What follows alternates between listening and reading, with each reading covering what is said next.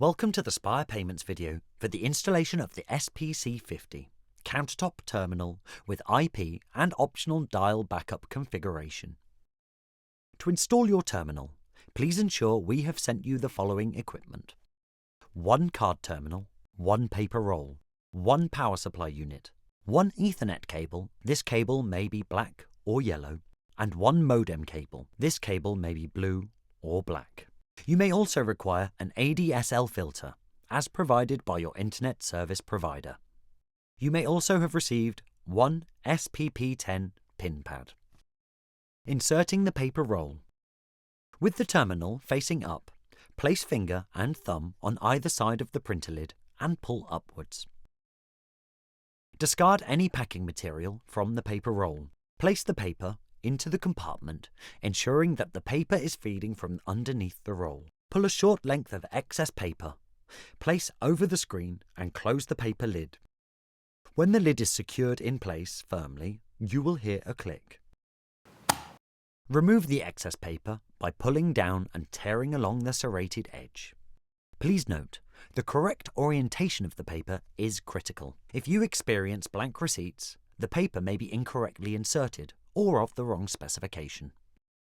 Connecting your card terminal. Place the terminal face down on a flat surface and use both thumbs to slide the cable tidy upwards as indicated by the unlock arrow.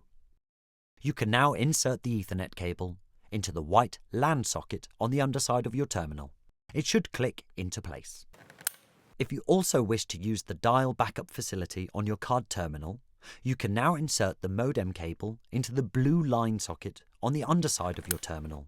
It should click into place. If you have opted to have the external pin pad, the cable from the pin pad must be connected to the yellow pin pad socket on the underside of your terminal. It should click into place. You should always do this whilst the power to the terminal is off.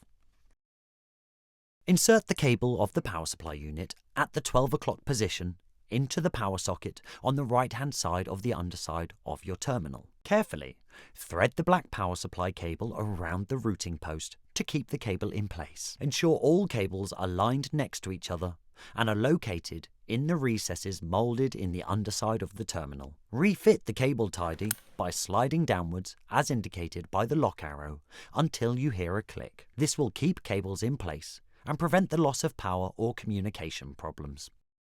Connecting the internet. First, connect the Ethernet cable to your internet router. If you also wish to use the dial backup facility on your card terminal, you will now be able to connect to your telephone socket.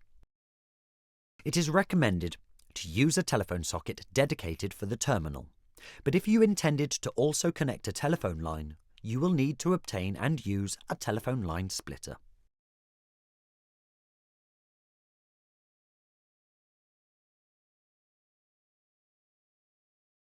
If the telephone line is also used for your internet connection, even if the internet connection is connected to a separate socket, you will need an ADSL filter. This should be supplied or available from your internet service provider. You can now connect the modem cable into the ADSL filter. Or if you are also using a telephone on the same line, first insert the ADSL filter into the telephone socket, then the splitter into the filter, and finally connect the modem cable into the splitter. Connecting to power supply and switching on. Finally, you will need to connect the power supply unit to a nearby electrical outlet.